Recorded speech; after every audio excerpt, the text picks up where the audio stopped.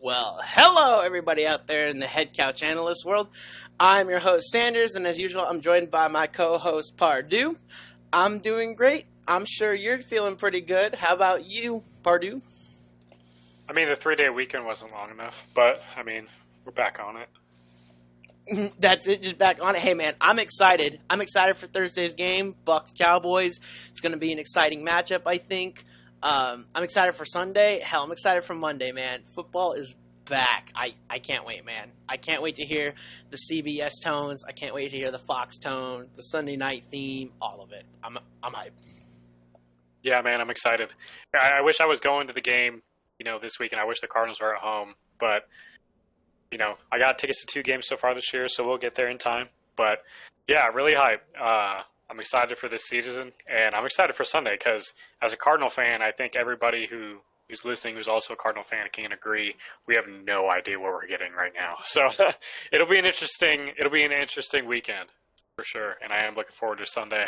I mean, I'm not really looking forward to watching the Cowboys, but I think anytime we get to see them lose in prime time is a good time. So yeah, I think that's pretty cool. So, you know what? We're heading into week 1, and there's a couple storylines that have happened since then. Like, for example, last week's news, but Newton got cut from the Patriots. That was pretty shocking. So, and he hasn't been signed yet. Honestly, do you think he's going to get signed at all within the next couple weeks? I'm not sure he does. This might be a guy that may not be signed to week 7 or 8 when injuries happen. What do you think? See, my thing with Newton is, there was a video the day he got cut that got released, and it was like, he's like, there are not 32 quarterbacks in the NFL better than me. It's 32 starting quarterbacks, or 32 quarterbacks, period, even backups, that are better than me. And I said, and he's 100% right. Totally. But at this point in the season, you're already at week 1. The only reason someone would sign a Cam Newton right now is if their starting quarterback, suffered a catastrophic season-ending injury. So far, knock on wood, that hasn't happened to anybody yet. Now, in addition to that, when you want to use the point that there's not 32 quarterbacks better, let's look at the Texans situation here. They're by far the worst team in the league. People will argue they won't win a game this year. They'll be 0-17. They'll win a couple games. But even if they have Deshaun Watson, they're winning 6-7 games max. It's not like this is a team that's competing this year. Deshaun Watson can't save this team.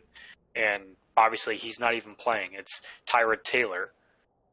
So why would a Texans organization, with the situation that they have, with not only just, their team, but their franchise as a whole, why would they go out and spend more money to pay for a slight, maybe not a slight, like a pretty massive upgrade at quarterback over Tyrod Taylor to Cam Newton? So why would you pay for that upgrade when even Deshaun Watson can't save you this year? What's the point? So I understand people's potential outrage over that because there aren't that many X amount of quarterbacks better than Cam Newton. But, at this point, I don't see him getting signed until someone gets hurt. Yeah, I feel that way about Newton. And it's unfortunate for him the way his career's gone.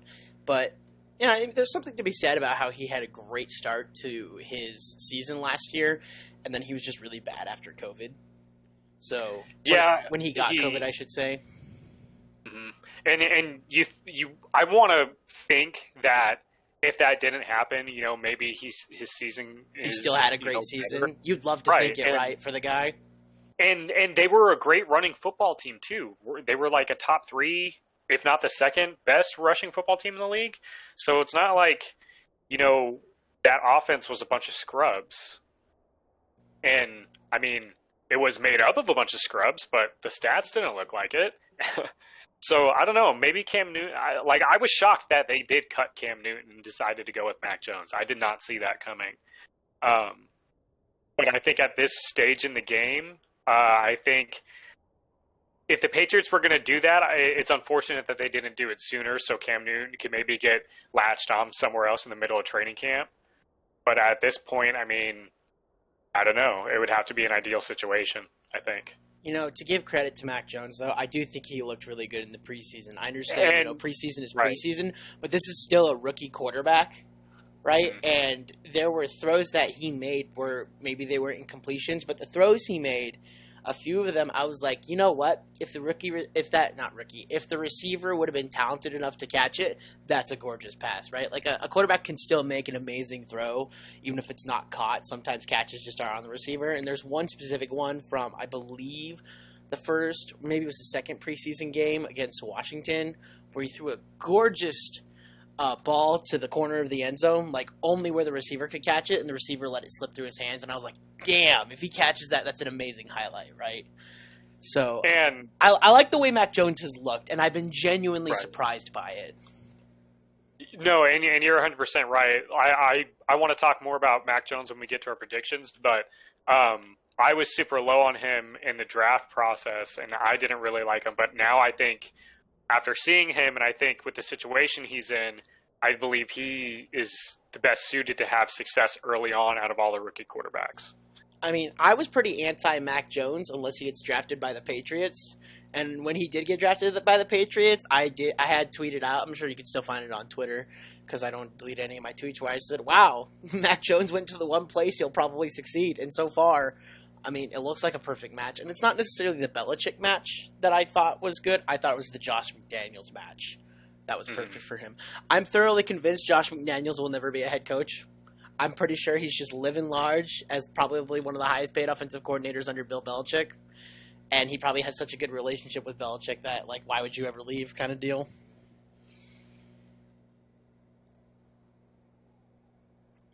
So, nothing on that one?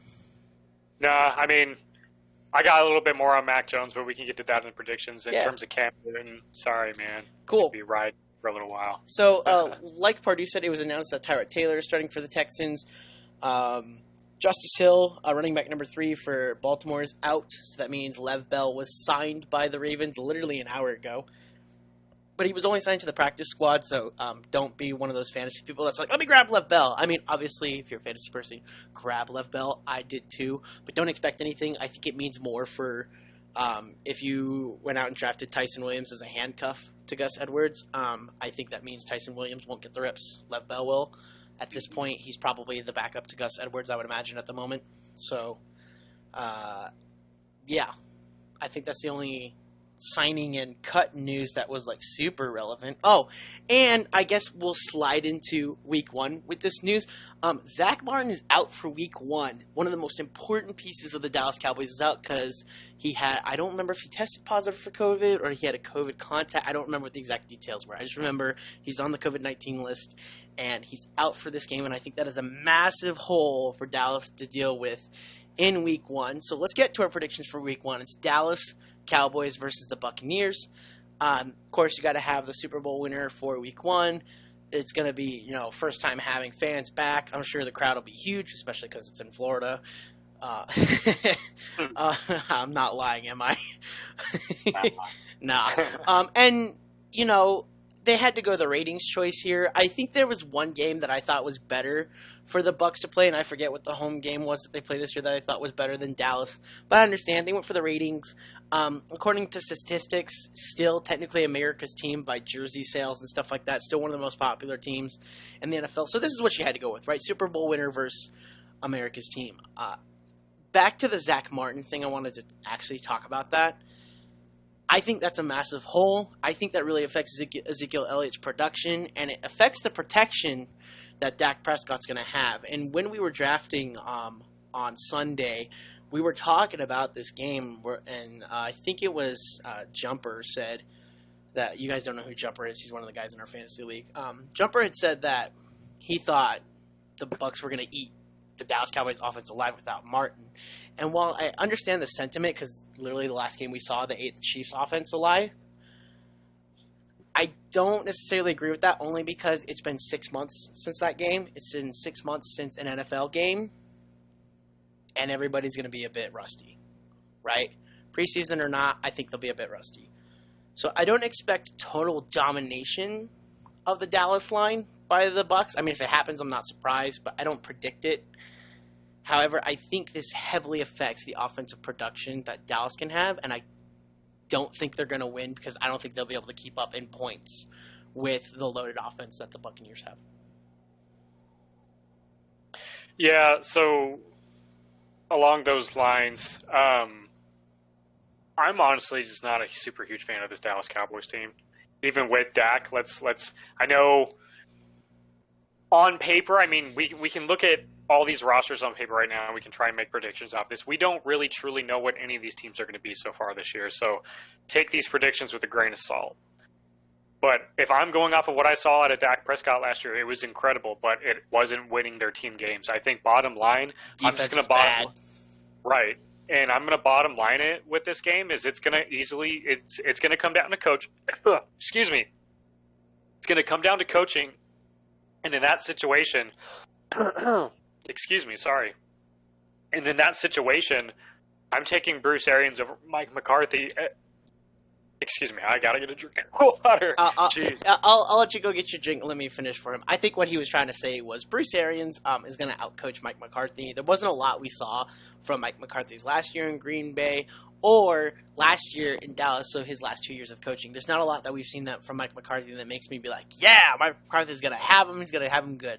I think McCarthy got lucky in the sense that I think if it was any other coach, he probably would have been fired after last year. If it was any other year, I should say. But with COVID-19, his ability not to contact his team, you're not really able to be around the team unless you're playing games, really was what happened last year. I don't think there was a lot of ability for Mike McCarthy to connect with his players. So he gets this year. They also fired their defensive coordinator, which they should have done midseason last year, but they didn't. That could improve it. So is that what you were saying? Honestly, yeah, for the most part, yes. I think, honestly, now that I think about it, it sounds fucked up. But I think the Dak injury for Mike McCarthy, in a way, is a blessing in disguise. Because I bet if Dak finishes out that season, there's not I would be willing to bet there's not a super high chance that they end up winning that division just because it was open to anyone. And Washington was pretty good down the stretch. So I'm not willing to say that the Cowboys win their division. Let's say Dak doesn't get hurt and the Cowboys don't make the playoffs, but Dak has all this insane production because he would have. So if Dak had all this insane production and they only won 6, 7, 8 games max and didn't make the playoffs, Mike McCarthy probably would have got canned. Is that agreeable? I think it's fair. I'm not sure I agree, but I think your argument is fair.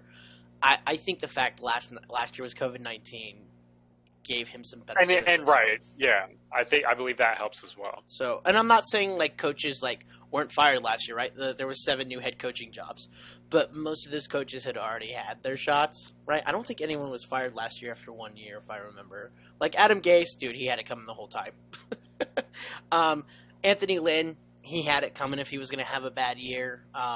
There's just, you look at the teams across the board. Doug Peterson's, I think, was kind of a surprise, but there was a huge rift going on between him and the front office. So, when you look at, the teams that, fired and hired new coaches, it's like, oh, that all made sense, right? Whereas, Mike McCarthy's situation, it makes sense to me, personally, because I don't think I would want him as my coach this year if I was a Dallas fan. But on the business side of things, if I am a boss, right, and I know that you are affected by not being able to meet your players as a brand new head coach, right, I have to give you the benefit of the doubt 1 year. I have to. I think it would send a message to other head coaching candidates that I'm a one-and-done GM or I'm a one-and-done owner, and that's not what Jerry Jones wants to be seen as, right? He wants to be seen, I give my guys chances. I saw that there was COVID-19. I need to have some empathy for that or sympathy for that and let him have a full year, right? So Dak injury or not, I think it'd be a bad look if they fired him, even if it seems like the right football move. Does that make sense? Right. That's just how I see it. But I'm in agreement with you that, I don't like him there, if that makes sense. So let's pick for this game. I got the Bucs winning this, actually by a mighty fine score. I got them winning this 31-21. Yeah, I know. I wrote my score down. Look, man, I lost it. I wrote them all down in order. I am keeping track of our stuff in a Google Doc, by the way. Okay, I know I'm picking Bucs, so you can just put that down. I'm picking the Bucs. Cool. Oh, I found it. It's 27-17. All right, cool. So we both have a 10-point difference. I just gave it a little bit higher score. All right, cool. So next one. All right, 10 a.m. game starting when you start hearing the theme and you're like, yes, football's back. 10 a.m. at least over here on the Mountain Standard Time. We got the Jaguars and the Texans. Oof. Oof. I don't have a lot to say about this. I mean, we already talked about how Tyrod Taylor's playing. Texans, terrible roster. I feel bad for the players who went there, like Philip Lindsay and Mark Ingram and Brandon. Poor David Johnson, man. He got traded for D-Hop just to go to this team, and now there's character issues coming from the top, not only from their quarterback, but within their franchise. Like, David Johnson didn't deserve this. Feels bad, dude. You know what's funny was I saw Mark Ingram sign. I'm like, damn, dude, you went from the Saints to the Ravens to the Texans. I thought he retired. Did he just come back, or no? Mark Ingram was signed by the Texans, dude. I swore I saw somewhere that he called it quits. Did he? I did not see that. I might be thinking someone else, but I swore after the season he retired, and then I saw he was on the roster, and I was like, what? I don't recall. But Mans is still on the Texans, and he is on the roster. He was not cut. So, like I said, I feel bad for him, but it is what it is. I do know that he bought some major soccer league thing or whatever, but that has nothing to do with him signing. He's still on the Texans right now. So yeah, it feels bad for him. As for the actual game itself, I mean, we're talking about the worst roster going into the league versus the worst roster last year. Coin flip, if you ask me. I think the one thing that's going to make me pick the Jaguars here is just that I like their offensive talent more. I think that's all it comes down to. Texans defense was awful last year. It's awful this year. I think they traded away Shaq Lawson. I forget who they traded Shaq Lawson to, though. He was one of the few good Texans defensive players. And they literally just, I think, 5 days ago, traded him away. I want to say they traded him to the Dolphins. No, they traded him to the Jets. I knew it was an AFC East team. They traded him to the Jets. So, there's nothing looking forward for Texans fans. I feel bad for Texans fans. Jaguars, because the Texans are that bad? That's my reasoning, as much as that sucks. I mean, that's basically my reasoning, too, because I like Trevor Lawrence, and I like the other pieces on this team. I love the receivers on the Jags and Laviska Shenault and Marvin Jones. And they still have a really good running back in James Robinson. I know ETN is done, I believe, for the season. Yeah, he is. ACL's hurt. So they have some pieces, and now is it just can Trevor Lawrence play, and is Urban Meyer a good coach? This is as close to the Kyler Murray, Cliff Kings. That's what the Jaguars, I feel like, did. They copied the Cardinals, whole, maybe not quite with the whole quarterback match exactly, but I feel like the script is there, you know what I'm saying? So we'll see how it pays off, because nobody really knows yet, but I'm taking the Jags over the Texans just because I do have at least some faith the Jags can score 3 touchdowns. I don't with the Texans, and I'll leave it at that. By the way, it was a Lisfranc injury for Etienne, not ACL, so my bad on that one. I had to double check and make sure, because as soon as I said ACL, I was like, wait, that sounds wrong. And it was wrong. It was Lisfranc. Yeah, I'm picking the Jaguars here, but let me tell you something right now about that Cardinals comparison. The difference is Coach Kingsbury never won in college, and Urban Meyer, well, he won a lot. He won a lot. So we'll see how it goes. I can't say I'm looking forward to Urban Meyer in the league right now. I was at first, but as I've seen his tendencies in training camp, his big oopsie that he had with the COVID-19 statement, I'm just like, this dude has no clue. How do you come out? I can understand where you're coming from, but let me see him in a game situation, and let me see a month or so into the season before I'll start judging him, because I heard a lot of stuff, and we hear a lot of fluff about Cliff being in over his head. Yeah, they are the first couple of years in the league. It's big, it's different. So I'll give him some time. I'm not saying, fire Urban Meyer 5 weeks in. Right. What I'm saying is I went from excited to, all right, let's just see what happens kind of deal. And that's the same way I feel about, any rookie coming in. right? I'm either excited for them or I'm like, we'll see what happens. Like Trey Lance, I'm like, we'll see what happens. I do like that he's under Kyle Shanahan, though. Those kind of things. We both picked the Jaguars. We don't like the Texans. Moving on, so that way we're not on that big of a tangent. I think this is an interesting matchup. We got the LA Chargers versus the Washington football team. What do you got on this?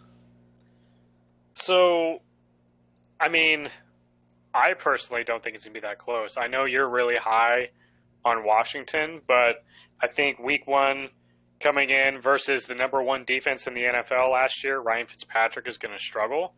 Did you say number one defense? Number one, facing it's the Rams versus Washington, yes? No, the LA Chargers. I said the LA Chargers. Oh, wow. Okay.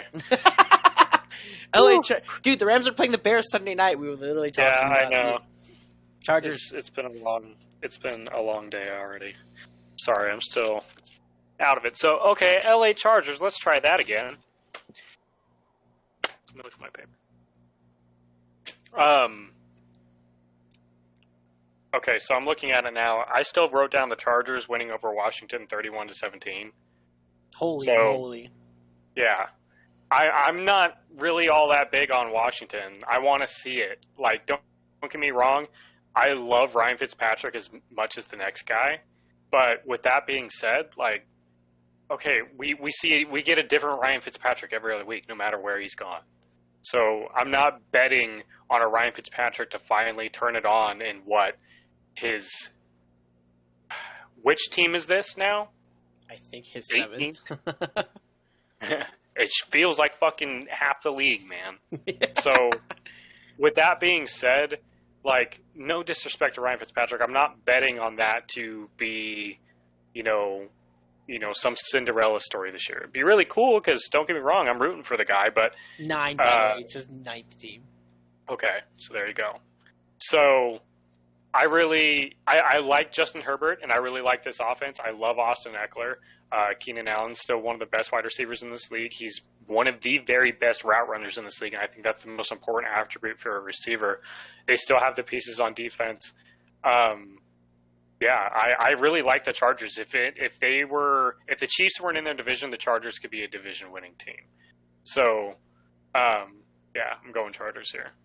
Yeah, so I'm going to take the opposite road, mostly just because I expect Chase Young to kick that entire offensive line's ass. Now, Corey Linsley is on the team, and I think that was a really, really big asset for the Chargers to grab. So it's not like they have a bum offensive line. They at least have a great center. I can't talk about the rest of the line, but they really needed help. Chargers grabbed the help. They paid a butt ton of money for the help. So, it's not like the line is not going to be able to protect Herbert. But at the same time, I'm really biased towards good defenses. And I think going into week one where we don't know a lot, I'm probably always just going to, in matchups where I'm not sure, I'll be like, who has the better defense? And I'll be like, yeah, that team. That's who I'm picking. And that's how I feel about Washington. I mean, I know there's, the Chargers safety, Irwin. And I talk a lot about him. And I hype him up a lot. I also can't help but, be one of those people where I also have to say, yeah, I can hype him up all I want, but, when do we see it for 16, 17 games? Because that hasn't happened, right? I'm sure he'll probably ball out against Washington, but it really doesn't matter to me because I also think that for this game specifically, I think Gibson is going to show why a lot of people are high on Washington as a running football team. So I'm actually picking Washington, but I think this is like a 20-17 kind of game, or 20-24 game. Probably 24-20 game. That's what I got. Alrighty.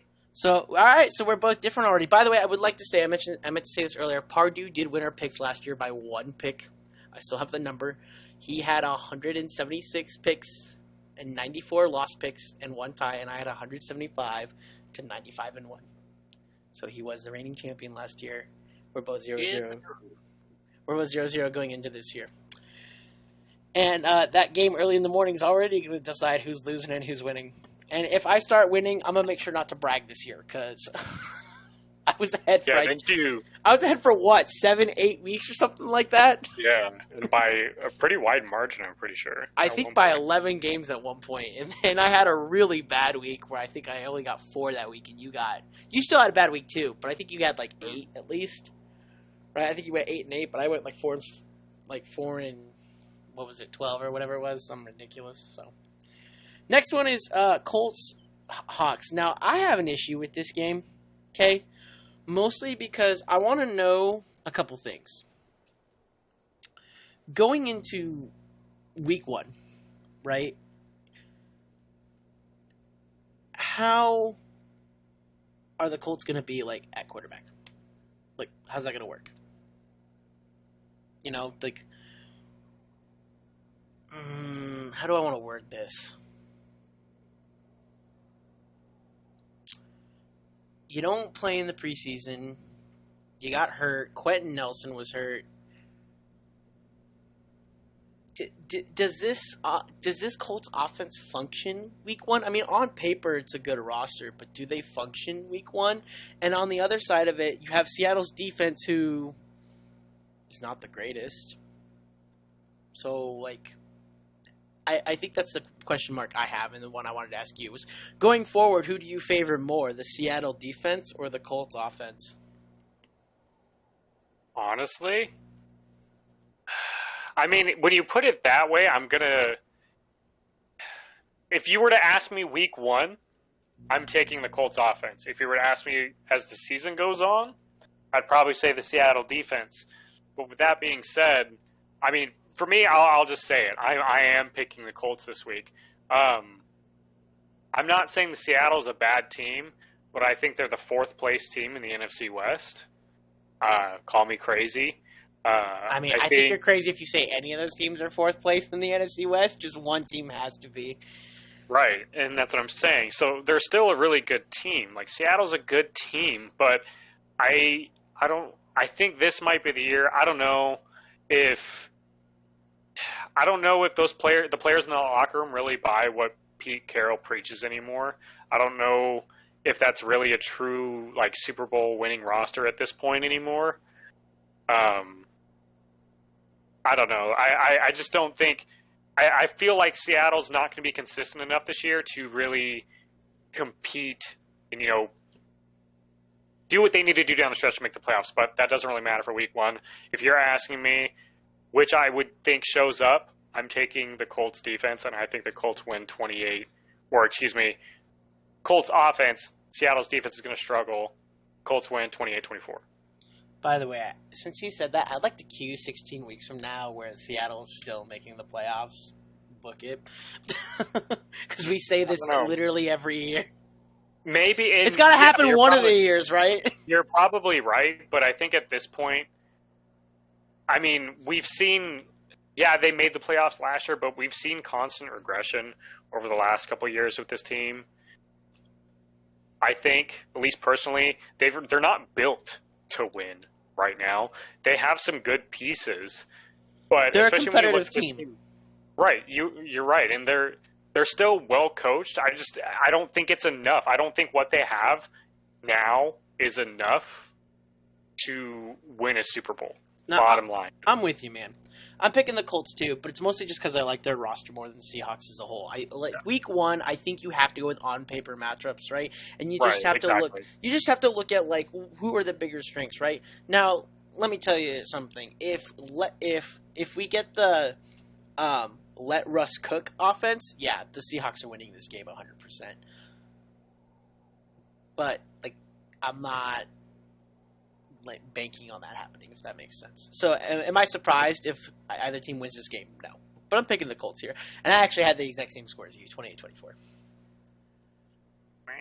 All right, cool. So we got Zach Wilson versus Sam Darnold, week 1, Jets, Panthers. No offense to Zach Wilson or Robert Saleh or literally anybody on the Jets, but I still don't like their roster. As much as I bagged on Adam Gase was not the entire problem. He was just 95% of the problem. Sorry, I couldn't recover. I was hoping to say that with a straight face, and I couldn't. No, the other 5%, though, was their roster was bad. And guess what's still bad? Their roster. Compare that to the Panthers, who have a youthful defense, a youthful offense. I think Sam Darnold will probably be okay under Joe Brady. There's not a lot for me to dislike about the Panthers versus the Jets. I'm just outright picking the Panthers in a 24-14 game. That's what I got. So for me, yeah, I'm kind of along the same lines. I'm picking the Panthers in the situation, and I don't know what to think of Zach Wilson yet. There's a lot of people that are really high on him. Personally, I'm not there yet. Really I want to see it. I'm very low on Wilson. I think a lot of people know that, though. I always say I'm low on him. I want to see it, but in terms of the Panthers, like you said, they're a really young team. I think they have potential. I think Sam Darnold is in a much better situation. Now, I was never really big on Sam Darnold. Did he have flashes? Yes. I wouldn't say he had many. I think in a situation where he has a better offensive line in front of him, he has really, really, really good weapons surrounding him, including the best dual-purpose running back in the league, DJ Moore, Rodney Anderson. You know, the list goes on. Point is, I like Sam Darnold in this offense. I don't like the Jets, period, so I'm taking the Panthers 27-14. Also, if you're picking it against Run CMC's return, I don't trust you. Against the Jets, I don't trust you either. So, yeah. All right, cool. Next one. We got Vikings Bengals. Unfortunately, I view the Bengals the way I view the Jets. I kind of like their quarterback. I mean, I like Joe Burrow. I'm not going to lie. I really liked watching Joe Burrow last year. Tons of fun to watch. The hype was real. The hype was deserved. He was a lot of fun to watch. I think what's going to be really unfortunate for him is he might be like Carson Palmer, where, and I'm not saying anything about Carson Palmer in Arizona when I say this, but Carson Palmer's literal best years, like not statistically, just like the prime of his years, were wasted in Cincinnati due to bad management, bad coaching, whatever you want to call it, right? His talent was wasted. He was a good quarterback, and I totally could see Carson Palmer being a Hall of Famer if he was elsewhere. Unfortunately, you know, the best of Carson Palmer that we saw was in the twilight of his career. Really unfortunate, I feel, and I'm really scared that happens for Joe Burrow. This is a little side tangent I didn't mean to get on, but I feel like the same is going to happen for Joe Burrow because he was really fun to watch last year. I don't think he's going to regress. I think he's going to progress. I like that they got more weapons for him. The offensive line help is, I mean, they added people, but I don't think it mattered enough. And the preseason showed that he is probably still going to get destroyed in the background. So I just don't see a world where the Bengals win that many games just because their roster's not built for it. And I've wanted to give Zach Taylor the benefit of the doubt. And his first year was bad just because he didn't have the QB he wanted. Then when he got the QB he wanted, his QB got injured. So now it's Zach Taylor's third year. He's got a healthy roster. Can you win games, right? And as much as I've been trying to give Zach Taylor the benefit of the doubt, my hourglass on him is almost ran out. And I'm a guy who who usually doesn't give up on people. Like, I haven't given up on Kirk Cousins. More on that in a second. And I haven't given up on Carson Wentz, right? Like, once I'm bought in on a guy, it's really hard for me to separate what I like from that guy from what they're currently doing. But I haven't done that with Zach Taylor. I liked him coming in. My hourglass is running thin on him. So, that being said, on the opposite side is Kirk Cousins, Mike Zimmer. I think Kirk Cousins is probably going to play well enough to beat this defense. I don't see the Bengals offense outscoring them. They also have Dalvin Cook, and I know they got Joe Mixon on Cincinnati's side as well. But, you got Dalvin Cook, Adam Thielen, Justin Jefferson. I think Kirk Cousins just has everything in his favor to win this game over Joe Burrow. And I don't see a scenario where, barring the defense just being absolute garbage by the Vikings, I don't see a situation where the Bengals upset. But that's just me personally. I mean, if someone wanted to argue it, they totally could. But me personally, I got to go with the Vikings. Well, guess what? I'm arguing it because that defense is going to be total garbage, and Joe Burrow is going to light it up in his return. And, I mean, basically everything you said, I'm completely on the opposite end. So I'll basically leave it at that. And I'm going to say it is going to be pretty close, at least. I'm taking Cincinnati, 27-21. No real reason because I don't really care about either of these teams outside Joe Burrow. So I want to see what they do first, but I'm just picking the Bengals honestly. If it makes you feel any better, I had a 24-23 score. Yeah, see, because like that, and that's how I feel about a couple of the games this week. Is like I want to see these teams before I really know, and like we nowadays in the league, like we know as little about these teams before the season starts as humanly possible, and we don't really know what these teams are till by weeks 4 or 6. So we'll wait and see, but like I'm gonna just take the Bengals. All right, so next one. This is where Pardue's going to take half an hour on the podcast, so I'm going to be short about it. We have the Cardinals and the Titans. This game is hard. I'm not going to lie, but I ended up making a pick after some thought. I told you I'm defensively biased. Oddly enough, I hate both defenses in this matchup. Now, before I get a lot of boos from the Cardinals mini gallery because they got J.J. Watt, Chandler Jones, etc. Like, I'm not denying the talent. Buda Baker, Justin Simmons. God, the more I talk, the more I like the Cardinals defense here. Excuse me? I said Justin Simmons? Oh, sorry. My God. My bad. Isaiah Simmons. Justin Simmons is on Denver. Wow. I meant Isaiah Simmons. Hey, dude, I said Isaiah Simmons and I said Justin Simmons and I pictured number 48. I'm going to cut you off right here real quick. This is just the constant disrespect. This that is we have to deal with. this is because you guys refused to play him last year, and I never saw enough of him. Anyway, sorry, I'm done. It's good. It's all good. The Zaven Collins pick was really good too. The more I talk, the more I'm like, oh wow, maybe I actually do like the Cardinals defense a lot. My biggest issue here is I don't think it matters how good the Cardinals front line and middle of the field is, and I'm not discrediting Buda Baker here. I think what matters is I'm really scared about corner. You can talk about Marco Wilson all you want. You can talk about whoever you want on the Cardinals defense that like Cardinals fans know, but the reality is no one else knows about them, and there's a reason for that because they're either unproven or not good. And I'm scared about that when it comes to A.J. Brown and Julio Jones together on the field. That really concerns me. And Derrick Henry is a running back where I don't care how good your front line is, eventually he breaks off. Or even if he's being withheld for the first 3 quarters, by the 4th quarter, he's bulldozing people. Right? I'm not trying to underestimate Chandler Jones. I'm not trying to underestimate J.J. Watt. It's just Derrick Henry has almost always been the ticking time bomb. Eventually, the defensive line breaks. And last year, when my team played him last year, we eventually broke in the 4th quarter. The second time we played him in the playoffs, we actually didn't break him. We found out how to hold him. I'm shocked we held him off for 36 yards. He never popped off in the 4th quarter. We held him. That doesn't matter, though. I think that was a rare thing that comes from us playing him 3 times in 1 year. Cardinals haven't had that reality. And there's just a lot about this that says I think the Titans win purely because they'll take advantage of the Cardinals' secondary. I would also like to talk about the Cardinals positively, though. Wait, so hold on. So you mean to tell me because you're mentioning the secondary, and this is because I'm looking at this from not just a fan perspective, but I know the players. So what I'm saying here is, don't get me wrong, Derrick Henry is an amazing running back, but the Cardinals' front 7 is going to end up being a top 5 front 7. That's on paper. This team is the most well-equipped to defend Derrick Henry. Now, I'm not saying you're going to shut Derrick Henry down. That idea doesn't exist. You can only hope to contain him. But this is probably one of the most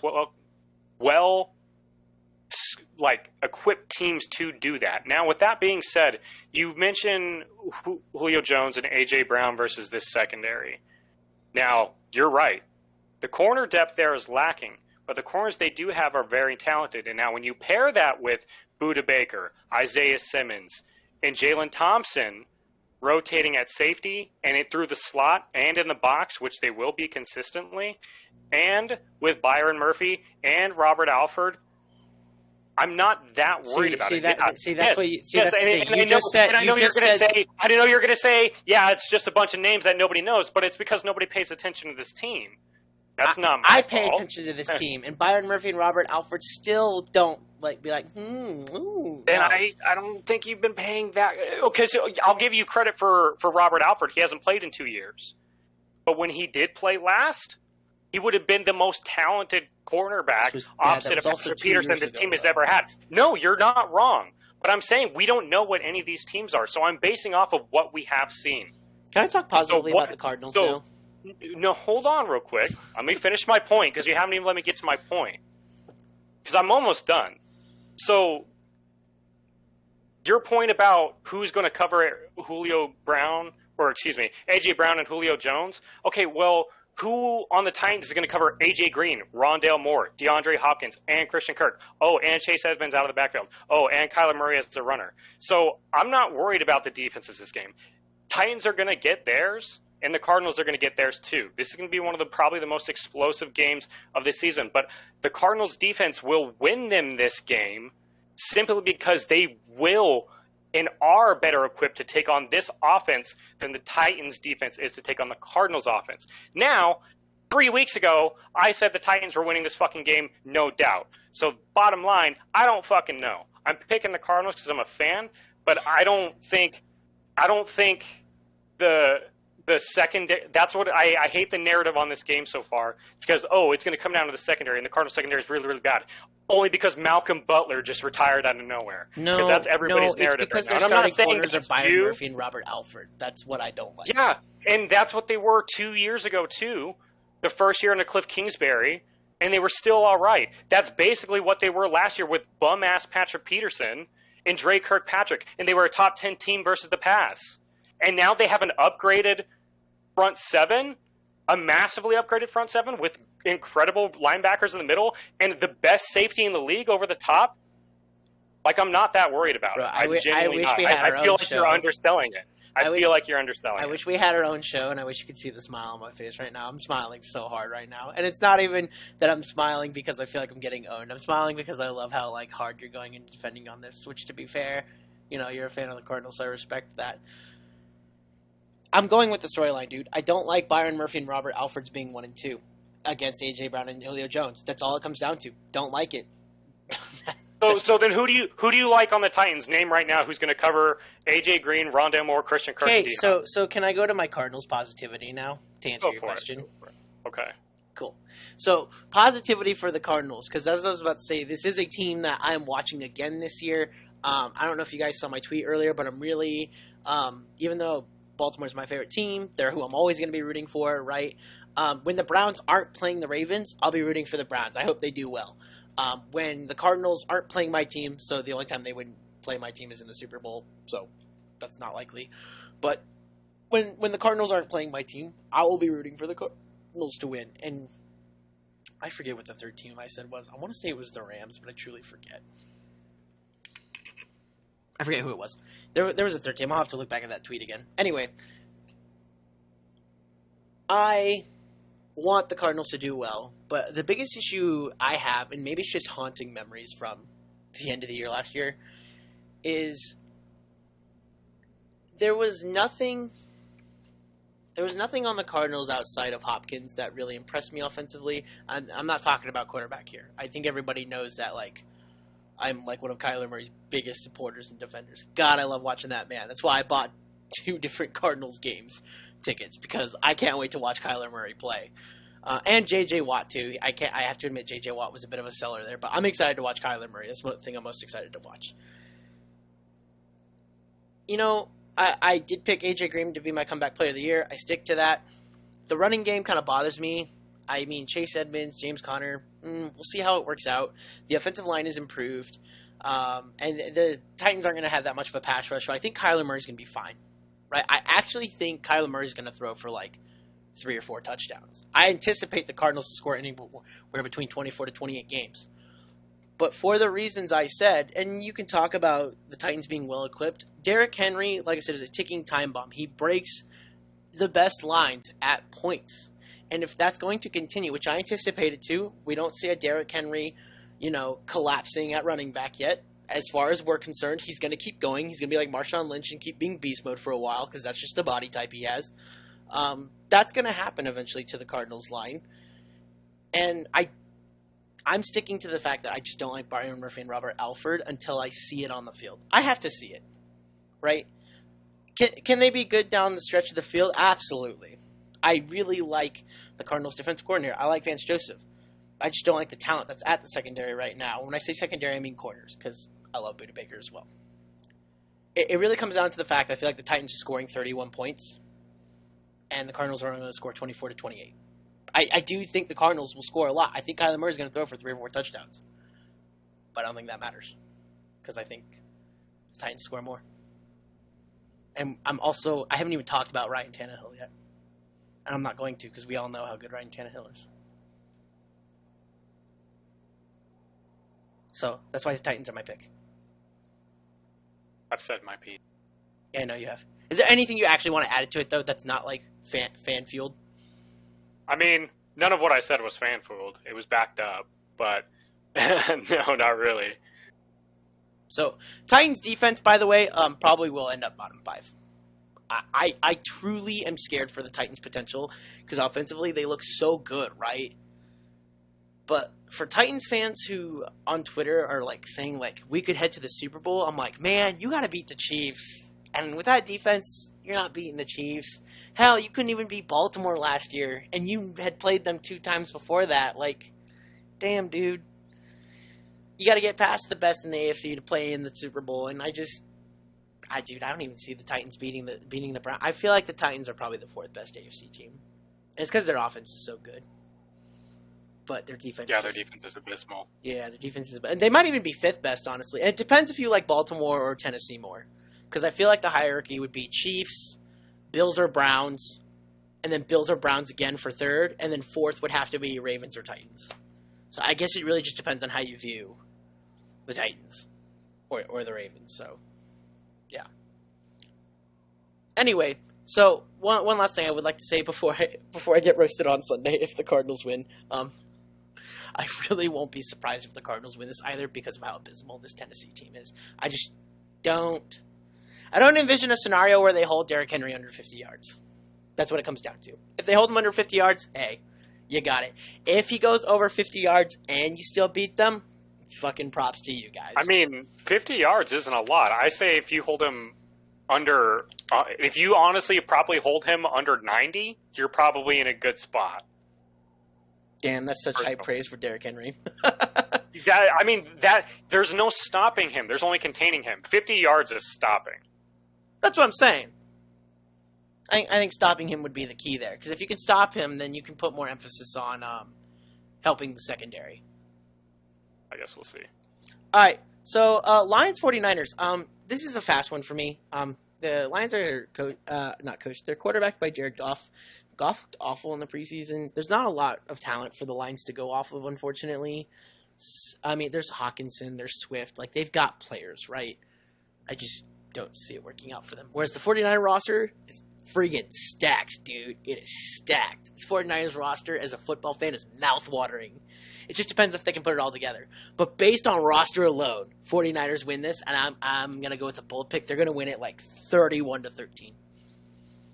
Now, I'm picking the Niners for this game, and I think their roster, top to bottom, is really great. But number one, they got to stay healthy because it's not just been like cares? Right, that's what I'm saying. But going forward, they got to stay healthy, and then because it hasn't just been the last year or the year before. It's been like a decade of this team not consistently staying healthy, and that's what stopped them from winning Super Bowls, in my opinion, because that's how good this team has been over the last decade plus. But with that being said, got to stay healthy. But just going to this week, yeah, they're going to be fine. Their roster is great.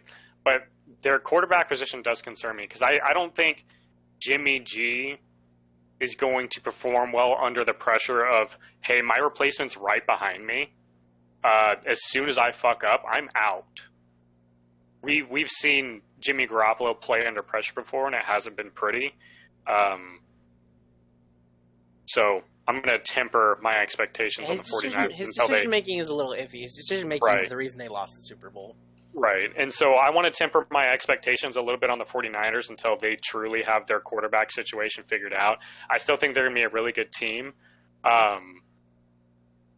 They're probably still battling for second in the division with the Cardinals, I think. They're still very much a playoff contender. I just don't think if they're not switching to Trey Lance soon, who I personally am not that big on, his preseason tape really wasn't that impressive. So I'm not, and even if it was, I'm not basing anything off of preseason, or even if it was really, really bad, I'm not basing it a whole lot off of preseason. I don't know what Trey Lance is yet, so I'm not trying to hail him, because a lot of people are thinking like, oh, the 49ers roster is so good, Trey Lance is going to win a Super Bowl with them this year. Like, no, that's not happening. Like, I promise you, that's not happening. So I want to see what the 49ers do with their quarterback position going forward before I really, truly hail them to be whatever they're going to be this year. But they're definitely winning this week by multiple scores. Cool. So next one is Steelers-Bills. Dude, it's so weird, okay? So you can quote me saying that I didn't think the Steelers were going to win more than 9 games, right? I did say that over the summer, right? Mm-hmm. Okay. You could also quote me saying I said they would finish third in the AFC North and they weren't going to make the playoffs, right? Mm-hmm. Yeah, I don't know how confident I am in that take anymore. And the only reason is because I don't know if it's like the Drew Brees effect, but like Drew Brees always looked good early in the season for the last couple of years, right? And then he like dwindled because age and arm strength and, you know, your body's older, right? And if you're not Tom Brady taking care of your body, then like, you know, your body's going to feel the effects of a season. That's nothing against Drew Brees, right? That's just how the season works. We've seen it with a lot of older quarterbacks, right? Peyton Manning's a great example of it. You know, Eli Manning is a wonderful example of it too. So, you know, it's no hatred on Drew Brees, but the same thing happened to Ben Roethlisberger last year. And so his response was, I called Tom Brady. I asked him how to get healthier. I asked him how I need to treat my body, right? And he lost weight. He looked like he had more zip on the preseason ball. Like, there were some throws that Big Ben made that I was like, damn, I didn't think he was going to make those throws this season. And I know it's preseason, but there's still throws that I don't care if it's preseason or regular season. He made the throw. So I'm surprised he was able to do that. So now I'm wondering, okay, is this just something where like he actually got better and healthier and he's taking care of his body now and he'll be able to make it through and he'll be playing for another 3 years? Or is it just he got healthier so his body's feeling young and then by the end of the season his body's feeling the weight of the season again? I don't know. For this current game, though, against the Bills, though, all that matters is that he's week 1 fresh. That's all that matters. If this was like week 15, it's a different story. Right? Who knows if his body's taking the toll of the season or not. But it's week 1 fresh. And after seeing some zip on the ball, after seeing him connecting with his receivers, I'm like, damn. Steelers are going to be a pain in the ass like normal. That being said, I think the Bills are a better team. I think Josh Allen, ceiling is the sky for him. I'd like to see him do it again. I did say that in my quarterback video that I put out in June. I want to see Josh Allen do it again. I don't want him to be a one-year wonder. But no signs point to Josh Allen being a one-year wonder. The tape that Josh Allen put on in preseason made it look like he was in midseason form already. Dude's balling out in practice. He's balling out in training camp. He's balling out in preseason. I anticipate he'll ball out on Sunday. And they're in front of a Bills home crowd that's going to have a full crowd because, you know, New York was really strict with their COVID mandates, but now they get to have a full crowd. Bills Mafia is they're going to be ringing it. So, at the end of the day, I question the Bills' defense. I think the Steelers' offense is weird. I think the Steelers' roster is a little bit better overall. And I give the coaching more towards Mike Tomlin. But I think simply Josh Allen being the quarterback and the receiving core that the Bills have, I think is enough to beat that Steelers' defense. And who knows if TJ Watt's playing this weekend. We don't know. I mean, my gut feeling is DJ Watt plays this weekend, but we don't actually know. He's held out. He has not been with the team. He's not been practicing with his team. He's been at practice, just not practicing with the team. He's been holding out from team practices. He's been doing individual drills with trainers, just holding out from the team, if that makes sense. That was the report I read. And as of right now, a Steelers insider said a deal was not looking good at the moment.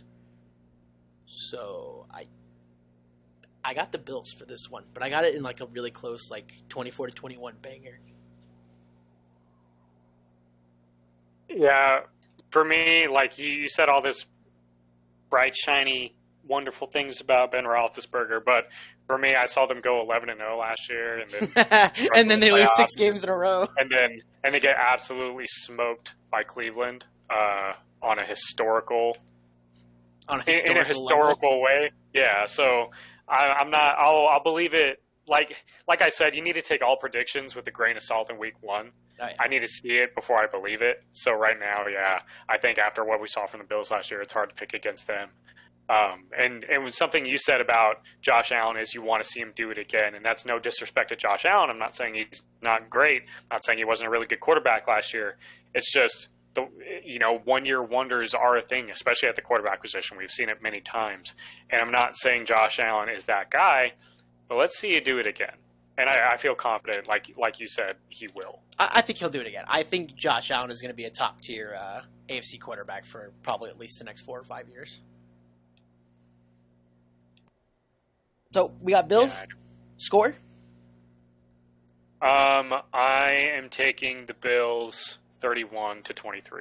God damn, all right. We got some high ones. All right, cool. Next one. This one sucks, in my opinion. This is probably the one game I really could care less about going into this week. It does have playoff implications even in week one because they're both NFC teams, but it is the Eagles and the Falcons. The one intrigue I have in this is both are brand new head coaches. So we'll get to see Nick Sirianni coach, and we'll get to see Arthur Smith. I think I got his name right. Or is it Arthur Blank? I think it's Arthur Smith. I think Arthur Blank's the owner. Arthur Smith. I just had to make sure that's his name. It is Arthur Smith. Okay, cool. I had to get his name right. Didn't want to disrespect him. We get to see 2 new head coaches go at it. At the end of the day, I don't think either roster is that enticing. I don't think either of these teams are making the playoffs. And this probably comes down to just whoever has the better offensive output, because I don't hold either the Eagles or Falcons defense in high regards. So who are you picking? Are you picking a Matt Ryan offense with Kyle Pitts and no Julio Jones? I mean, the receiver core is nice with Russell Gage and others, etc. Or are you picking the Eagles with Calvin Ridley? Don't forget Calvin Ridley. Calvin Hello. Ridley. My bad, Calvin Top 10 Ridley. receiver. Yeah, he's their number 1 receiver, yeah. Or you're picking the Eagles who have, like, Jalen Hurts and... That's it. Miles Sanders, and that's it. And even then, I'm not really that big on Miles Sanders. I think I'm taking the veteran quarterback here, and I'm going to take Matt Ryan and the Falcons. That's what I kind of did with this pick, too, again, because, gotta take... It's first one predicts. I got to go off of what I've seen. So I'm going off the more proven commodity, and that's the Falcons too. But at least I'm giving them. I'm saying it's close. It's 28-24. See, I got this being a low-scoring game. I got this being like a 20-17 game. Yeah, that's fair. Alrighty, what you got for the Browns Chiefs? I took over for the last 2. Let's see you take this one. So you got a high-scoring game here, right? I mean, So bottom line, I'll say I'm just going to put out my score there now. I'm saying it's going to be Kansas City 35, Cleveland 31. And I really love Cleveland. I'm really pulling for them this year. But I think in any situation where you're putting the Chiefs in a shootout, outside that one time they beat the Rams in that crazy 54-51 game or whatever it was, I think outside that, I'm going to take Patrick Mahomes and Andy Reid and the Chiefs in that situation every time against anybody, not only in the AFC but also in the NFC. So, yeah, I'm going Kansas City here. Yeah, so it's funny. I like the Browns roster more here. I like the I love the Browns roster. Right. I think they have the best roster in the league. I like the offensive line more. I think the Browns probably have the best offensive line in the league this year. Their defensive line, monstrous. Their corners are aight. I think their corners are a quote-unquote weakness, but their corners are still good, if that makes sense. See, and that's another thing about corners is I feel like it's not just, for example, it's not just the Cardinals that are having bad secondary depth. It's so far spread all across the league. I feel like there hasn't been a really good big push of youthful corner talent through the draft or otherwise in a couple years now. Like when Richard Sherman and Patrick Peterson and all those guys came in the league, there was just a big push of really great corners. And now there really hasn't been a lot lately. And the big one that was supposed to come out last year was Jeff Okudah out of Ohio State, and he wasn't really good this year, and nobody's really all that excited for him this year. So I think that's just the thing about corners in the league right now is they're all the great ones are getting older and not very good anymore, and guys aren't developing quite as quickly as they once did because corner is the most difficult position to play position to play in the league, maybe outside quarterback. And with all the rules and everything, it's just not an easy position. So, Are you listening to I this just man think that's the problem. disrespect Xavier Howard and Marlon Humphrey and Tre'Davious White right now? Did I just hear this? Okay, but I'm not just saying individual players. I'm talking like from top to bottom, the overall talent level in the corner room. If every single corner in the entire National Football League was on one roster, that would be a shitty-ass room in terms of overall talent. Top to bottom. That's my point. Do you see what I'm saying? I feel like secondary depth and corner depth is a problem for almost every team in the league besides maybe the Ravens. Yeah, you're probably That's right. about it. And outside maybe what? The Rams are pretty solid at corner, too. Okay, then the Rams. When you're struggling that much to really name great secondaries right now in terms of pieces, it's not just the corners, it's the linebackers. It's usually it's one good corner and then everybody else. Right. That's my point, and that's what like everybody's panicking all across the league about corner depth right now. I think they need to take a look at the entire defense and not just the corners, because all these corners this year are getting torched. Passing numbers are way up for a reason, and it's partially because corner depth and corner talent is so bad in the league right now. That's my point. Sorry, I'll get off my soapbox now. Nah, you're cool. Okay, so I like the Browns roster more, as I was saying. You know what I don't like more on the Browns, though? The quarterback. And that's not any disrespect to Mayfield. It's just... I mean... The guy opposite of him, his name is Patrick Mahomes.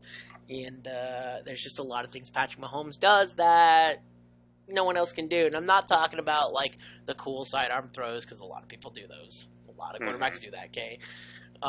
Every time someone freaks out about a sidearm throw, I'm like, Lamar does that like all the time. It's one of Lamar's go-to throws. Like, people have been doing it forever. Look at Michael Vick's tape. Look at Randall Cunningham. Or even like Brett Favre or some shit, right? Like you go way back, So that's not new. What I'm talking about that Mahomes can do is Mahomes can be mid-air, almost upside down, and launch a ball 30 yards. Right. Yeah. Like, I don't think anybody else is doing that. Right. That's what I'm talking about, dude. I wish that receiver. I think it was McCole Hardman, but I don't remember for sure. Would have caught that because despite the Super Bowl loss, that would have been an amazing highlight for like the rest of Mahomes' career. It still kind of is a highlight, honestly. It only will be because it is Mahomes, but you have to. You can't deny. No, you're right. The throw is amazing. No, for sure. So, and I'm not like creaming myself over here for Mahomes throw because it's Mahomes. I'm creaming myself because, like I said, he was almost upside down launching a ball 30 yards, and I'm like, I've never seen that in my life. That's crazy. So, at the end of the day, I'm sticking to the same philosophy I've had for the last 2 years, right? And you know what the philosophy is. If you want to beat the Chiefs, you got to score more than 31 points, right? I don't think the Browns are scoring more than 31 points. I literally have the Browns scoring exactly 31 points. Too bad you have the Chiefs scoring 35. So, I think this will be a close one. Will I be surprised if the Browns win this one? Not at all. I like this Browns roster more. The roster itself is better, I think. I can't say Kevin Stefanski is a better coach than Andy Reid, besides the fact that I like Kevin Stefanski a lot. Loved the hire last year. Loved the end result last year. He got Coach of the Year. Like, Kevin Stefanski is the man. But Andy Reid is also the man. So, and it's at home. I think it's a close game. Chiefs take it, though. Same score as you. All right. Sir. All right, Packers-Saints. I want to take this real quickly. I think this is an interesting one. Forget the Green Bay nonsense. Forget the drama. We've talked about that already. I don't want to talk about it anymore. I want to talk about Jameis Winston. I'm excited for the guy. I think this is cool. It's going to be in Jacksonville, so it's not going to be a Saints home game. Poor Hurricane Ida residents. I hope they get better. But as for this game itself, I'm really excited to watch Jameis Winston. I think this is a perfect matchup for him. It's a decent defense. It's not an amazing defense, but it's a decent enough defense to see, all right, how's he going to do? At the same time, it's his first time starting in a long time. It is against a decent defense, and the person that he has to outscore is Aaron Rodgers and Devontae Adams. That's a really tall ask. And Aaron Jones, I don't see it happening. I'm picking Green Bay to win this game, but I'm still really excited to watch the Saints offense nonetheless. I got a score of 28-21 coming in. You know, I might get some heat for this. I think the Saints are more well-equipped to win now than they were just the year before and the year probably prior to that with Drew Brees. You're just saying that because you think they upgraded a quarterback. I do. I do think they upgraded I'm not a giving quarterback. you flack for it. Overall, I just know that's the reason. I'm not saying Drew Brees, or I'm not saying Jameis Winston is more talented than Drew Brees, but he has the physical ability now.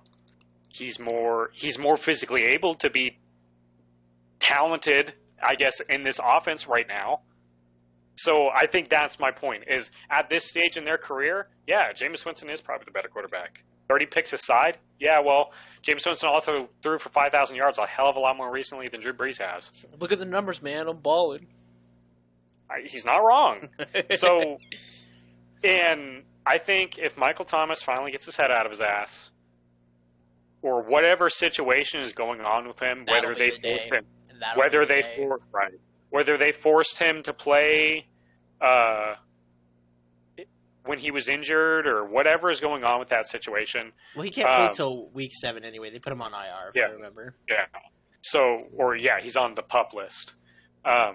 So, if he comes back, if he's playing with this team, because who knows at this point, maybe he gets traded or whatever.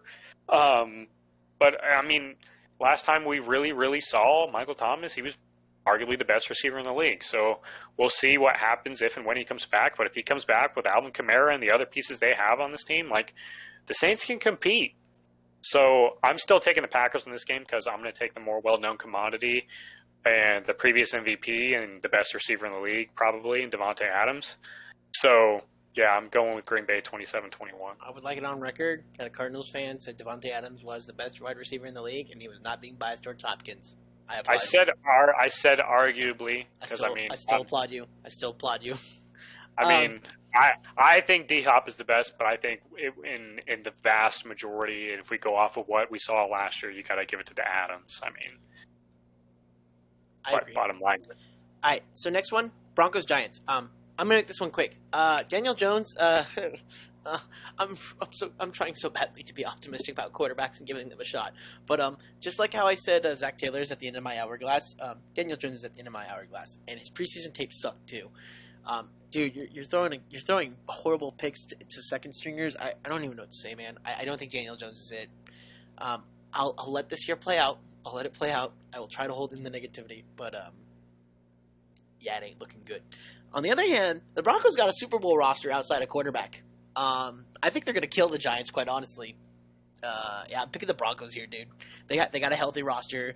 They got Bradley Chubb, who's probably going to be playing this week. Von Miller back.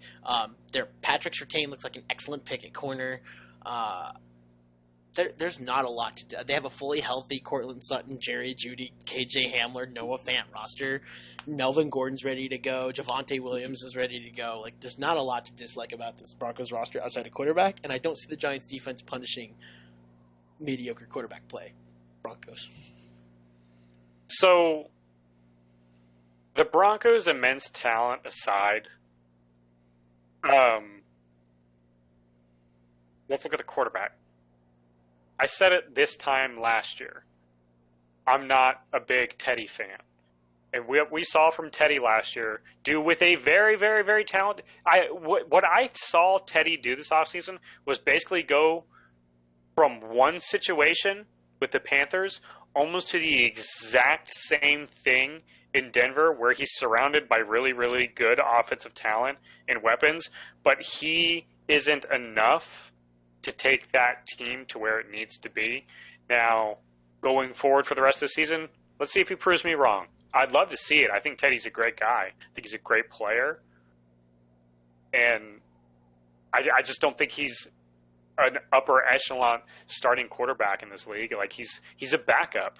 That's truly what I think Teddy Bridgewater is best suited to be. And I don't really view him as anything much more than that. With that being said, I think with the immense talent on this Denver roster, it's just that it blows the Giants out of the water. You kind of said it with Daniel Jones. I've been out of that boat since he got drafted, basically. I've never been a big Daniel Jones guy.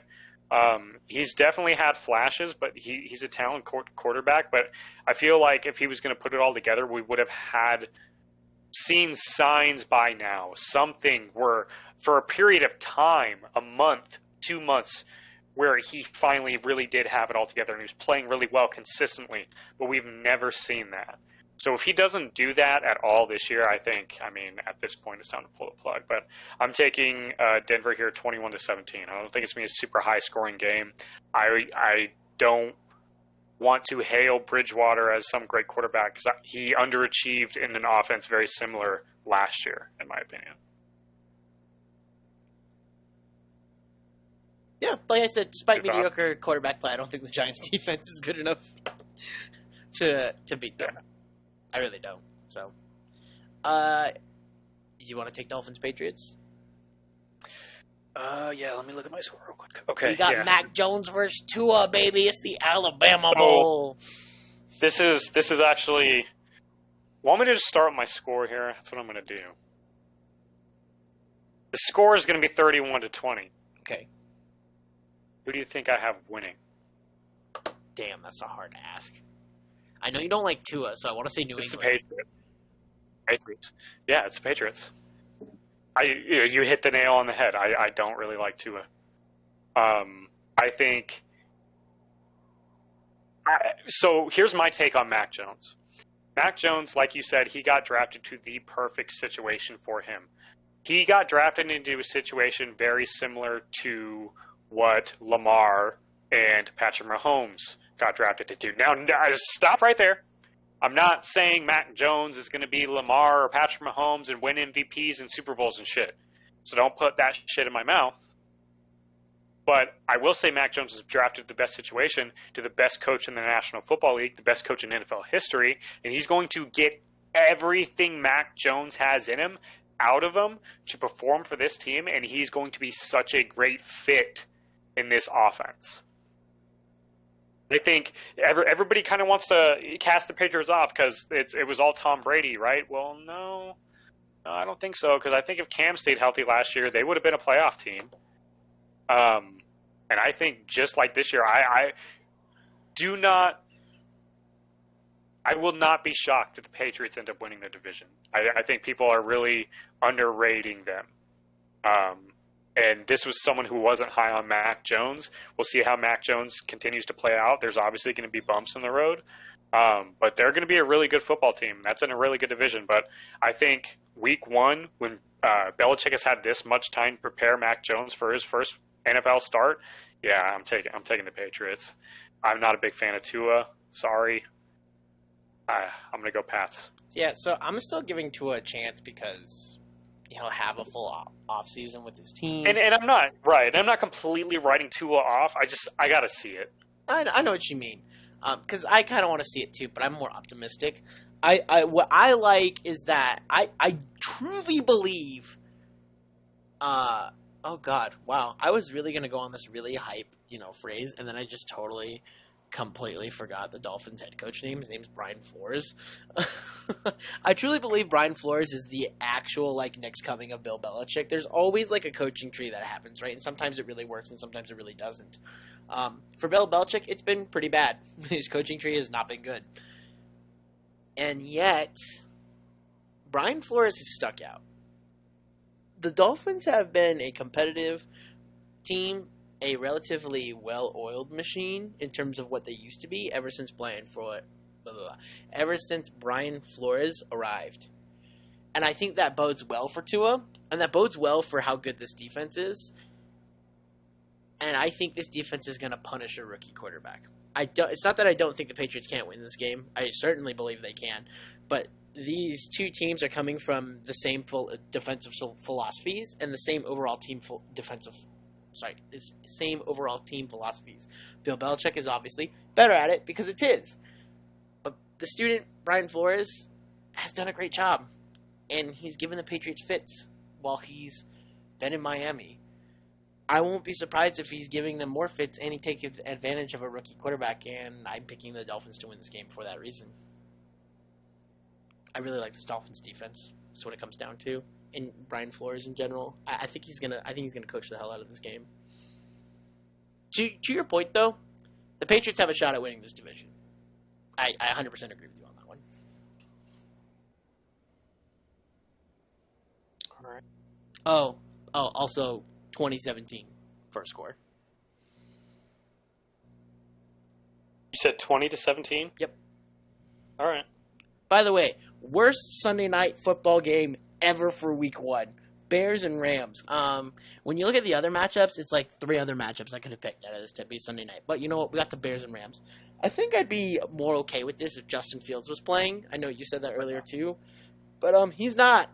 Andy Dalton is playing, and Andy Dalton is going to get shreked by the Rams defense. It's going to be a bloodbath. I might not even watch this game. No, don't get us wrong. We're going to watch it. We just might turn it off by quarter 2 or quarter 3. Dude, honestly, the Rams are probably my... It's between the Rams, Packers, and Buccaneers for me right now of who's going to make the Super Bowl in the NFC, at least in my before the season starts picks. Probably the Rams, honestly. Out of all 3 of those teams, Rams probably have the highest chance. I mean, Buccaneers... Impact. I don't know, man. It's a pretty tough call, but like the Rams are up there, and I truly believe in Sunday night primetime, Stafford is going to show everybody exactly why he's always been a great quarterback, exactly why Aaron Rodgers once said, I think Matt Stafford is a way better quarterback than the public thinks he is. And I would trust Aaron Rodgers, right? One of the greatest quarterbacks of all time, Aaron Rodgers, is saying, hey, Matt Stafford is a really good quarterback and no one talks about him because he's on a bad team. But when I think it was during a Pat McAfee show, Aaron Rodgers actually put on some film, and he talked about specific throws that Stafford makes, and he's like, yeah, only like 9 guys make that throw in this league. Or there was even one throw that Stafford made where he was like, yeah, I don't make that throw that often. You know, and this is Aaron Rodgers saying, yeah, I don't make that throw that often, but Stafford makes it, you know, kind of deal. I once, like, I heard that, you know, and I've always liked Stafford, but once I heard that and saw that, I was like, oh, dang. He's probably right. There's a reason I've always liked Stafford, and now that Rodgers is like telling me what I like about him, I'm like, dang, that makes a lot of sense. It all is coming to click. And now that he's on a team that I think is really going to benefit him, a coach that's really going to benefit him, I truly believe Stafford's going to light it up literally all year. And he's going to start Sunday night against the Bears. Poor Andy Dalton. I feel bad for Andy Dalton, not because I feel bad for Andy Dalton because of himself. I feel bad for him because the better quarterback is behind him at the moment, and he's going to have to try and outplay that, and it's not going to happen, and he's going to bow out in a horrible fashion, I feel. And unfortunately, that starts Sunday night as well. There's not a lot I like about this Bears team. Not a lot. Rams, baby. Rams all the way. Like a bloodbath of like 30-13. I like Justin Fields. I like a couple of their defensive pieces. Allen Robinson's pretty good. But Justin Fields isn't playing, and Andy Dalton's going against the best defense in the league. I don't need to say much else. The score's not going to be close. I'll leave it at that. Cool. I feel the same way about the Monday night game, Ravens-Raiders. I don't like this Raiders team that much, honestly. The talent is there offensively. Defensively, it's still not. And against the Ravens, you kind of need to have the defense to stop the offense they run. Or you at least need to know how to stop it. And call me crazy, but I just don't think the Raiders are that at all. I'm pretty dang sure the Raiders aren't going to be able to stop the rushing attack, regardless if J.K. Dobbins is there or not. I'm pretty dang sure that the Raiders just aren't going to be prepared to play against the secondary that Baltimore has. Like, you can talk about Darren Waller all you want. He'll probably have a fantastic game, but as for everybody else, like, you have to have the receivers to match that secondary, and I don't think they do. I don't like the roster matchups in general. It's not even me being a biased fan towards the Ravens. I just don't like the roster matchups at all against each other. Just like how I don't think the Bears stand much of a chance against the Rams, I'm not giving the Raiders a lot of credit to beat the Ravens either. So my thing with the Raiders at this point is I don't really think it's John Gruden. I don't think it's Derek Carr. I think it's Mayock. I don't think he's really like you kind of said and alluded to. Their offense is okay. They have pieces on this team, but it's not all gelling together.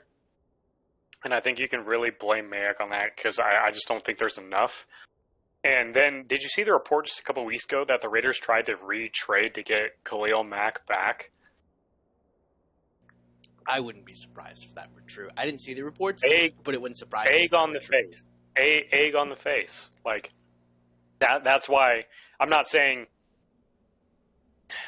Bottom line, I'm picking the Ravens. I honestly think it'll be a little bit closer. I'm honestly going 28-24 because I like the Raiders. They over the last couple of years, they always seem to come out the gates really fast, and then they trail off. And I think the bottom line, what's wrong with that roster is they lack the depth to carry out an entire season. They start hot because all their starters are fresh and they're all feeling good, but then when it gets later into the season, injuries happen, and you got to start substituting more. That's when the team begins to struggle, and that's what I think is the problem with this team. So I think they have the chance to go toe-to-toe with Baltimore. I don't think they're a bad team. I just don't think they have great management. So I'm going Baltimore 28-24.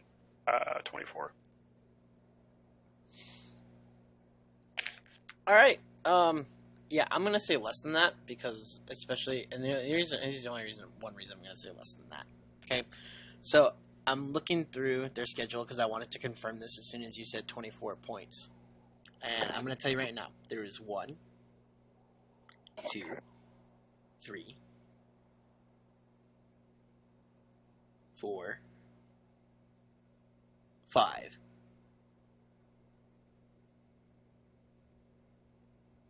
6 games last year where the opposing team scored 24 or more points against Baltimore, and Baltimore was still 4-2 in those games.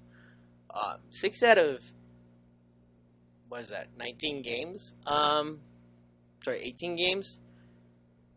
Yeah, I just don't see the Raiders being one of those teams to score more than 24 points to them. I'm putting the Raiders at 20. You can keep Baltimore at 28, but I think the Raiders will score less than that. And it's really just only because the defense isn't going to be worse than last year. Hell, it might be better than last year. It's really hard to score against Baltimore's defense. It really comes down to can you capitalize on Lamar's mistakes or the wide receiving core's mistakes. And unfortunately for the Raiders, I don't think they have the secondary for that either.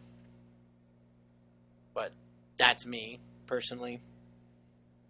So hey, I won't be so optimistic when we talk about my boys next week.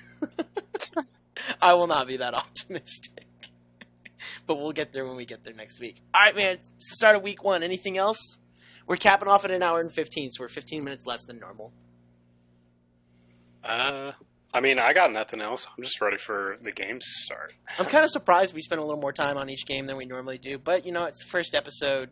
It's the first week. I think it was all right to talk about those games. So let us know what you guys think about it.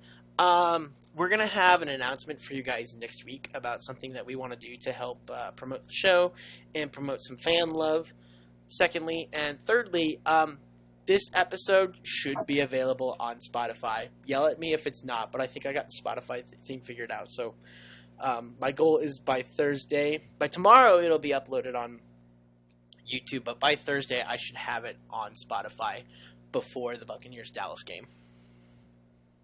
Woo! Woo! About time. You got anything else? No, I think I'm good, man. It's about time to make dinner. I agree, man. All right, so all of y'all have a wonderful night. It's week 1, baby. It's here. We got football till February 20th, and that is the most exciting thing in the world. I'm so happy. Ian Sanders from the Head Coach Analyst. I have Pardue as my co-host as well, and we will see you guys next week.